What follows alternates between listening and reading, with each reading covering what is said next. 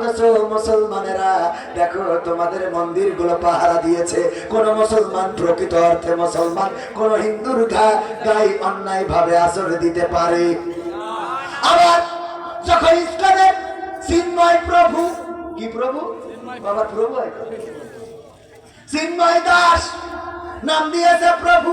আরে বাবা, হেগে সসে না পাইতি গোলা পান আছে না? না, কালকে গেছি দেখি আমার আলোচনার আগে ঠাকুরগাঁও একজন এইসে বলছে আমাদের প্রধান অতিথি আসতে পারেনি, তার একজন প্রতিনিধি পাঠাইছে, সে একটু সালাম বিনিময় করবে।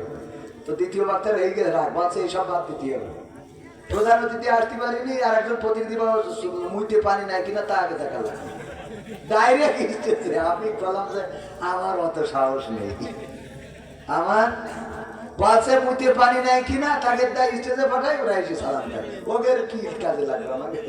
তো এরকম আল্লাহর ওলি আছে না নাই? ওগো আমার ভাইয়ারা, মন্দির পাহারা দিলাম, মূর্তি পাহারা দিলাম, বিনিময়ে আমরা লাশ পাইলাম। প্রকৃত অর্থে কোন মুসলমান কোন মন্দিরে হামলা চালাতে পারে না, কোন হিন্দুদের গায়ে লাঠি মারতে পারে না। শুধু তাই নয়, আজকে বাংলাদেশে যত অনাকাঙ্ক্ষিত ঘটনা ঘটেছে, এই ঘটনার পিছনে আমার দাদার দেশ রয়েছে, তারা পরিকল্পিত ভাবে এই ঘটনাগুলো ঘটায়। বলেন ঠিক কিনা? এই ঘটনাগুলো ঘটায় আবার তারা বিবৃতি দেয়। ওই চিন্ময় দাস গ্রেফতার হওয়ার কারণে আমার দাদা বাবুরা ওই দেশ থেকে বিবৃতি দিলে বাংলাদেশে সংখ্যালঘু নির্যাতন হচ্ছে। আমি দাদাদেরকে বলতে চাই, সংখ্যালঘু যদি নির্যাতন হয় তাইলে আমাদের সাবেক প্রধানমন্ত্রী জননেত্রী শেখ হাসিনা তিনি কি সংখ্যালঘু আমার বুঝাইতে হবে? আমরা তো তার আগে বের করেছি, ঠিক না বেটি? আমরা তার বের করলাম, অথচ তার পরিবার এই দেশে এসেছিল ইসলাম প্রচার করার জন্য। শুধু তাই নয়, তার পরিবার ইসলাম প্রচার করেছে তো করেছে। আমার নেত্রী সকাল বেলা উঠে আগে যায় নামাজ খোঁজে নামাজ পড়ার জন্য, তারপরে কোরআন না পড়ে দিনের শুরু করে না। সেই লোকটারও আমরা বাংলাদেশে রাখলাম না। তারপরে ফতোয়া পরের পীর যিনি ওবায়দুল কাদের আউলিয়া, তারও আমরা ধরে ফেললাম। তারও ধরে ফেললাম মানে পাই নাই, মনে করলাম ঠাকুরগাঁও ফখরুলের বাসায় আছে। গতকাল যে জিজ্ঞেস করলাম আছে কিনা, কয় না নেই, ওখানেও খুঁজে পেলাম না। ওগো আমার ভাইয়েরা, এই ওবায়দুল কাদের আউলিয়া কি হিন্দু নাকি সংখ্যালঘু? এরপরে মানিক যার মারবে তো মারবে, ডাইরেক্ট বিসিকেড়ি নিয়ে চলে গেছে। তাইলে কেউ কি হিন্দু না? এও হিন্দু না, এও সংখ্যালঘু না। তারপরে দেখেন মেনন, দীপু মনি, তারপরে আপনার ওই যে ব্যারিস্টার সুমন, আরাফাত, এমনি ভাবে যতজন ধরা খেয়েছে সব এ গ্রেডের মুসলমান। কি গ্রেডের? এ গ্রেডের। আমরা তো সি গ্রেডের। আমরা কি গ্রেডের? এজন্য আমাদের মাঝে মাঝে জেলখানায় নিয়ে যায় ভালো বানানোর জন্য মানুষ। এটা নামাজ কালাম পড়, বুঝলেন? আমরা কি গ্রেডের? সি গ্রেডের, এ গ্রেডের মুসলমান। সব ধরল, আমার দাদারা বিবৃতি দিল না। অথচ চিন্ময় প্রভু বা দাস তাকে যখন ধরা হলো তখন আমার দাদারা বিবৃতি দিল। যখন বিশ্বজিতের কুপিয়ে কুপিয়ে মারলো তখন দাদারা বিবৃতি দিল না। যখন বয়েশ্বর চন্দ্র রায়কে মারিয়ে মাথা ফাটাই দিলে তখন দাদারা বিবৃতি দিল না। তাইলে আমার দাদারা এই ইসকন নামের সন্ত্রাসী সংগঠন, তারা নিজেরা পৃষ্ঠপোষকতা দিয়ে বাংলাদেশে কার্যক্রম চালাচ্ছে। বলেন ঠিক কিনা? এই জন্য যখন তাদের লোক ধরা খায় তখন বিবৃতি দেয়, সাধারণ হিন্দুদের যখন মারে তখন আর বিবৃতি দেওয়ার কথা মনে থাকে না, কারণ ওরা সাধারণ হিন্দুদের পক্ষে নাই। সাধারণ হিন্দুদের পক্ষে নাই। ভাইয়েরা আমার, পবিত্র কোরআনের সূরা তাহার 55 নম্বর আয়াত সবার মুখস্থ। সূরাটা মাদানী সূরা, মাদানী সূরা এবং মাক্কি সূরা। আমরা বুঝি না? বুঝি না? বুঝি কিনা? বুঝি তো? বুঝি, আমরা সহজে বুঝি। যেগুলো মদিনায় নাজিল হয়েছে ওইগুলো মাদানী, আর যেগুলো মক্কায় নাজিল হয়েছে সেইগুলো মাক্কি। আসলে এটা ঠিক নয়। প্রকৃত কথা হলো যেগুলো আল্লাহর নবীর হিজরতের আগে নাজিল হয়েছে, যেই সূরা বা যেই আয়াতগুলো, ওইগুলো মাক্কি। আর হিজরতের পরে সেটা হোক মদিনায় কিংবা মক্কায় যা নাজিল হয়েছে ওইগুলো মাদানী। মনে থাকবে? কিছু শিকার দরকার আছে না নাই? শিখবেন না কেন? আমি যখন প্রশ্ন করি ভাই বলেন কালেমায়ে তাইয়্যিবাটা কি, কয়লা ইলাহা ইল্লা আনতা সুবহানাকা ইন্নী কুনতু মিনাজ জালিমিন। বিশ্বাস হয় আপনাদের? না হলে আমার ভিডিও দেখবেন। যদি মিথ্যে বলি, ইসলামের স্তম্ভ কয়টা বলছে? 2টা। আমি বললাম কি কি বলছে? মা বাবার খেদমত আর বিয়ে করা। আমি বললাম তাও বিয়ে করাটা রাখিছেন, ঠিক আছে, অন্তত একটা থাক। বিয়ে করা আর মা বাবার খেদমত। ওরে আমার যুবকেরা অনেক জায়গায় চিঠি দেয়, হুজুর আমার আব্বা এসেছে মাহফিলে, একটু যুবক ছেলেদের যেন বিয়ে দেয়, একটু দোয়া করে দেবেন। এরকম যুবক আছে না? বয়স হয়ে গেছে, বিয়ে দেয় না।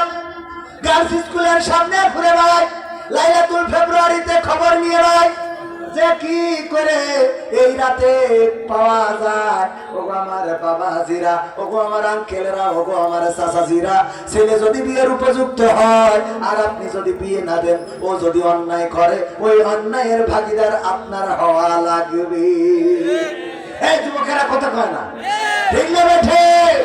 অনেক যুবক বলছে কথা বলবো কি, আমার তো আগে কাম সারা।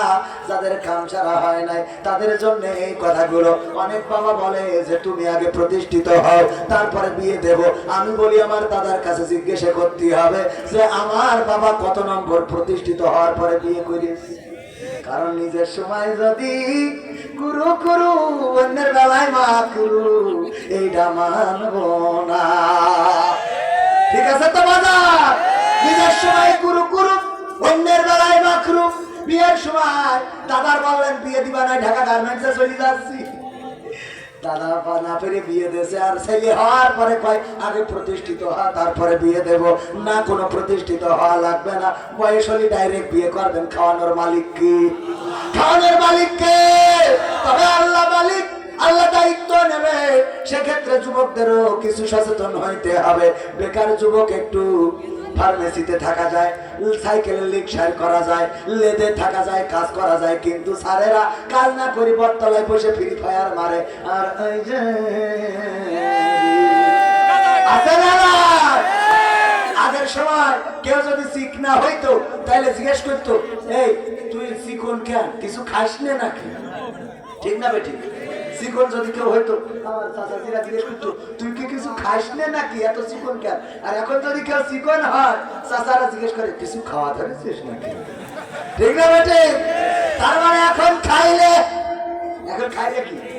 খাইলে চিকন। আজকালকের ছেলেরা বই নিয়ে আর বসে না, ও বাবা গুগলে সার্চ করিয়া পড়ি। ওরে কালের মেয়েরা কোরআন হাদিস ধরে না, আমার এখনকার মা বোনেরা কোরআন হাদিস পড়ে না। ও আল্লাহ, টিকটকে ভিডিও ওরা করে। আজকালকের ছেলেরা বই নিয়ে আর বসে না, গুগলে সার্চ করিয়া পড়ি। নতুন করে হয়েছে চালু, আগের সময় প্রেম করিলে আমার অতিথি বলতে পাইছো কি, এখন বলে সব করিয়া বাবু তুমি খাইছো কি?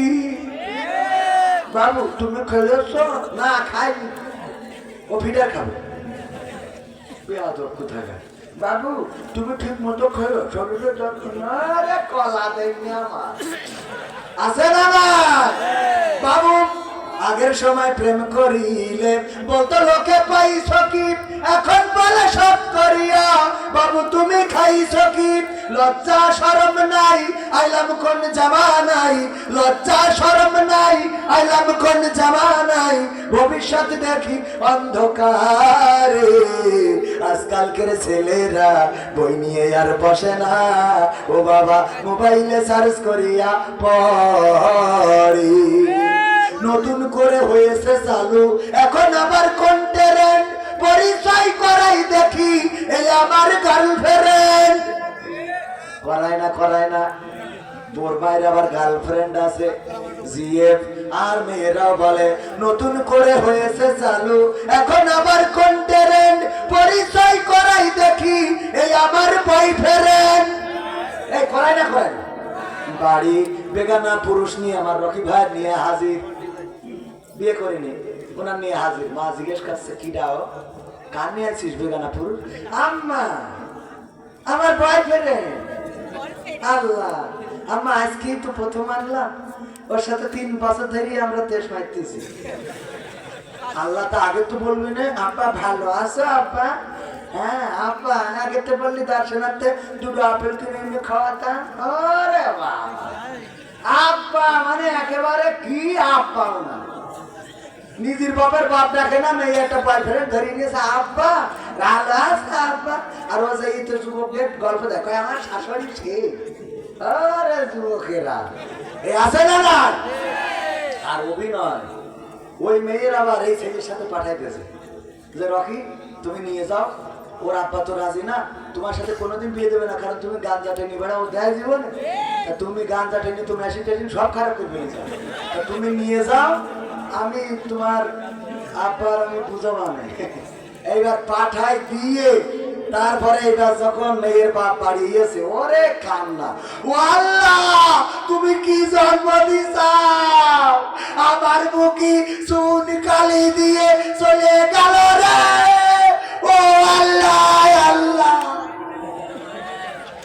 কান্না আছে না নাই, এত কান্না মানে ও পাঠাই দিয়ে আবার আমার তুমি তুমি কি মেয়ে জন্ম দিছাও, আমার সম্মান নষ্ট করলো, ও খুদা আমি মুখ দেখাবো কি করে, ও আল্লাহ। শয়তান কোথাকার, ওর অভিনয়ের কাছে শেখ হাসিনাও ঠিক না বেটে, শেখ হাসিনাও পাঠাই দিয়ে কাজ করে। আবার আরেকটা কাজ করে, যদি কোনোভাবে রকি ভাই ওর সাথে যদি না যায়, 7 বছর ধরে মনে করেন বুঝতে পারিছেন তো, এবার কাউন্সিলে চেয়ারম্যানের কবে কি চেয়ারম্যান, আমার 7 বছর ধরে রকি ধর্ষণ করছে, 7 বছর ধরে ধর্ষণ করা যায়, জোর করি একবার নয় 2বার হইল না। আমি মিছে কথা করলে আপনি বলেন যে ভাই মিছে কথা, তা আবার কথা যা হবে সত্যি কথা, আবার সত্যি কথা বলবো, আপনি মানলি মানলেন না মানলে, আমি যা বলছি সত্যি না মিথ্যা তাই বল। মামলা করতে গিয়ে 7 বছর ধরে ধর্ষণ করে, ও 7 বছর ধরে তোর এটা সম্ভব, তুই 7 বছর চুপ করে থাকলে কি করবি, অসহ্য কোথাকার। পরে ওর তো 7 বছরে তুই তেজ মেরে দিয়েছিস, ও তো আরো লম্বা হয়তো খাটাই গেছে, কথা কয় না, বোঝা গেছ তো। এইসব শয়তানি এইগুলো করে সমাজটারে নষ্ট করছে। এখন আগের সময় আমার চাচাজিরা মেয়ে দেখতে যাইয়ে জিজ্ঞেস করতো, বাবা মাগো এই কোরআন কি পড়তে পারো মা, তা বলতো পারি, তা পৃষ্ঠা উল্টে দিত, তাহলে তুমি একটু পড়ি শোনাও দিন, আয়াতুল কুরসি কি মুখস্থ আছে, সূরা ফাতিহাটা হবে, তারপরে দোয়ায় কুনুত কি পারো, দুরূদ ইব্রাহিমটা একটু পড়ো তো মা। আর এখন যেই চাচারা জিজ্ঞেস করে, ও মা তোমার টিকটকে ফলোয়ার কত, টিকটকে ফলোয়ার কত, ফেসবুকে কি মনিটাইজেশন করা আছে মা, টাকা কি আসে, ওরে বাবা টাকা লাগবে, ডলার লাগবে, কি লাগবে, কথা বোঝা গেছে, সত্যি বলছি না মিথ্যা। তো এই জন্য ওরাও দেখে যে যেহেতু এগুলো জিজ্ঞেস করে, তো এই জন্য ওরাও সব বাদ দিয়ে ওই রেলগেটে যে রেলের স্টেশনে যে ঠিকঠাক করে, তুমসে প্যার করেগা, ঠিক আছে এইগুলো করতেছে। আবার কিছু কাপড় বেলেহাস পুরুষ আছে, এই পুরুষগুলো এখানে থাকলে আমি পাই ধরে বলি, বউটারে অন্যের প্রোডাক্ট বানায় না, বউ নিয়ে লাইভ করে, বউ নিয়ে কন্টেন্ট বানায়, বউ উপস্থাপনা করে, আর স্বামী থাকে পিছনে পিছনে তার খেলা, আর বউ বলে হ্যাঁ কি গাইস আজকে সামনে এসেছি, তোমরা দেখতে পাচ্ছ আমার পাগলটা পিছনে দাঁড়িয়ে আছে, তাকে তোমাদের সাথে পরিচয় করিয়ে দিতে চাই, আমি এসেছি, তোমরা কেমন আছো কমেন্ট করো, আমি তোমাদেরকে অনেক বড় ভালোবাসি, উড়ান্ত চুমা দিলাম তোমাদেরকে, এই যে উড়ান্ত চুমা মারি দিলে ওই দেখে যুবক ওর সাথে রাত্রি স্বপ্নের দোষ। তাই তোর বউ কনে কি হইলো তুই চিন্তা করেছিস? অতিথি বলেন, আমি যদি ভুল বলি তাহলে আপনি কন আমি নেমে চলে যাচ্ছি, সত্যি না মিথ্যে? হ্যাঁ সত্যি, হুজুর যখন দেয় তাই ঠিক আছে, ঠিক না বেঠে? তোমার বউ সামনে নিয়ে $2 জন্য তুমি বউরের সামনে দাও দিয়ে, আবার অনেক স্বামী আছে ক্যামেরা ধরে বউ কয় হাই গাইস আজকে তোমাদেরকে আমি এমন একটা জিনিস দেখাবো, তোমরা দেখে অবাক হয়ে যাবা। আরে বাবা অবাক হইল, শয়তান কোথাকার আছে না না? যদি কোন হুজুর এত কিছু জানে, তো হুজুর কি ওগুলো বাদ দেওয়া গেছে আমাকে সামনে কথা কয় না, ওগুলো আমাকে সামনে পড়ে না পড়ে না। আমি যদি বলি পরিমাণে চিনি না তো ডাইরেক্ট বুঝে পরে মনে হয় তো কি বাবারে, আল্লাহ এরকম করে তো বানাইছে। আল্লাহ এই করে বানাইছে বলেই তো পুরুষেরা সারাদিন পরিশ্রম করে, বিদেশে খাটে, মাথার ঘাম পায়ে ফেলে, তারপরে স্ত্রীর জন্য টাকা পাঠায়, ব্যাংক থেকে টাকা তোলে, লিপস্টিক, অ্যারোমেটিক, কসমেটিক কিনে সাজে গুজে। আগে ছিল কালো, নাইট ক্রিম মেখে ভারতের তাই পরিষ্কার হয়েছে, ওই একটু সুন্দরী হয়েছে, বিদেশ থেকে টাকা পাঠাইছে। ওমা এখন আর উনি মাকসাদের সাথে ঘর করবে না, হুজুরের সাথে যাবে। ঠিক না বেঠে? খাওয়ালো পড়ালো, এবার ও করে কি, হুজুর আমি পারি না আর পারি না, আমি কেন মরি না, আজরাইল কি চিনে না আমারে গো, আমি পারি না আর পারি না, হয়তো 2 দিন পরে মরবো, আগে মরলে কি ক্ষতি, এই দুনিয়ার রং তামাশা বুঝলাম না রে এক রতি, ও আমার ঘরের রমণী সে যে কাল নাগিনি, আমার বিদেশের টাকা তারে বাজাইলো 12টায়, আমি পারি না আর পারি না। তবে এই গানের জন্য আমি স্যালুট জানাই পুরুষকে, যে পুরুষরা যাই হোক বলে যে আল্লাহ তুমি আমার তুলিয়ে নাও, এই বলে না। আর মহিলারা কি বলে জানেন, তোর মরণ করে না কেন, তুই মরিস না কেন, আজরাইল তোর নেয় না কেন, তোর মরণ হয় না, মানে ওর মরণ হলে অনেক জায়গায় বল বাজাবে, কথা কয় না। আর পুরুষরা দেখেন কোনোদিন বোর মৃত্যু কামনা করে না, কয় কি, কয় আল্লাহ তুমি আমার তুলি নাও, থাক ও আরো 2 দিন করে খাক। তাই মা বোনেরা বোঝেন কত ভালোবাসা, কত ভালোবাসা, কত ভালোবাসে। ঠিক না বেঠে? ভাইরা আমার, আলোচনায় আসি, সময় বড় অল্প, এই জন্য আমি ভূমিকা ছাড়াই কথা বলেছি। আর আজকে অনেক ব্যস্ততা গেল, আসলাম ঠাকুরগাঁও থেকে সকালবেলা, কুষ্টিয়ায় পড়েছি ফজরের নামাজ, জোহর পড়লাম, জুম্মা পড়লাম আমার গ্রামে, আসর পড়লাম আমাদের ছুটিপুর বাজারে, তারপরে আবার বাজারে মিছিল দিলাম। মিছিলটা ছিল সাইফুল ইসলাম আলিফ ভাইয়ের হত্যার প্রতিবাদে, জামাতে ইসলামের পক্ষ থেকে বাজারের এ মাথা ও মাথা লিড দিয়া লাগলো, দিলাম লিড। ওই মিছিল করে আবার গেলাম জিগরগাছায়, ডাক্তার শফিকুর রহমান এসেছে, ওখানে যে মাগরিব পড়ে আবার জিগর গাছায় ডাক্তার শফিকুর রহমানের স্টেজে 2টা গান গেয়ে তারপরে আবার ঈশা পড়লাম চৌগাছায় এসে, ওখানে এসে ঈশা পড়ে আবার ওখানে কিছুটা কুপাই থুয়ে তারপরে মানে বোঝেন মানে কত দৌড়াদৌড়ি। হ্যাঁ, আর অনেকে এই সমালোচনা করবেন, এরে আনে কেন, আনবে না তে কি করবে, তোমরা তো আইসে যা করো তা ওদের বোঝা হয়ে গেছে, আমাকে ছাড়া উপায় নেই। ঠিক না বে ঠিক? তবে মা বোনেরা রাগ করেছে যে এই হুজুরি আনা যাবে না, সব আমাকে খারাপ বলছে। ঠিক না বে ঠিক? আসলে কিন্তু শুধু মা বোনেরা খারাপ না, আমার মা বোনেরা আমার ভুল হয় আছে, পুরুষরাও খারাপ। কেমন খারাপ? হুজুরের কাছে ওয়াজ শুনেছে, ফজরের ওয়াজ শুনেছে যে যদি কারো স্ত্রী নামাজি না হয় তাইলে স্বামী জাহান্নামে যাবে। এই ওয়াজ শুনে রাত 12টার সময় যে স্ত্রী বলছে, স্ত্রী ওঠো, বলছে কে, বলছে তোর নামাজ পড়তে হবে, বলছে কে জন্য, বলছে হুজুর আইলো যশোরেতে, বললো যে যদি স্ত্রী নামাজ না পড়ে তার স্বামী ওর পাপের কারণে জাহান্নামে যাবে। তবে তো অসুবিধা কি, বলছে অসুবিধা কি মানে, তুই বল, তুই বল আমি স্বামী, তোর পাপের জন্য আমি জাহান্নামে যাবো, তুই ভাবলি কি করে?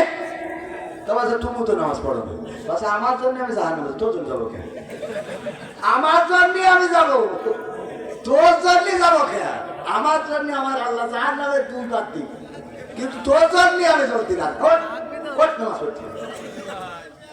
বলছে তো বেকায়দা অবস্থা। সকালবেলা রাত্রি এই 12টার সময় কি শুরু করলো, শীতকাল কালকে তো ক্লিয়ার, কালকে বাঁচবো তার গ্যারান্টি নেই, ওট আইসক্রিমতে শীতে উঠে উজু করি থরথর করি কাঁপছে, শীতই এবার এসে বলছে যে বলো এখন কোন নামাজ, কয় রাকাত, নিয়ত কি, সূরা কি, কোন জায়গায় বৈঠক করবো, তারপরে কখন সালাম ফেরাবো কম। তো আসলে যা হয় পড়, যা হয়, কারণ ওর তো জানা থাকা লাগবে নাকি, দরকার আছে না? যা হয় পড়, বলছে যা হয় পড় মানে এই রাত 12টার সময় বারবার করে বললাম যে কালকে শিখেতে পড়বা না, তুমি শুনলে না, উজু করাইলে শীতি ঠান্ডায়, এখন বলো না হয় তুমি অনুমতিতে দাও, আমার পিছনে দেখতে তাই তো ভেজাল ইমাম। কি ইমাম? কারণ জানে যে ইমাম ভালো ইমাম না, ভেজাল, এই জন্যই নাও, দাঁড়াও, বলছে ও করিস না, কালকে পয়সা নেই, হয়ে গেছে আমল করা, এরম পুরুষ আছে না? না আছে। এই জন্য আমার ভাইয়েরা যদি বড়ের পরিবার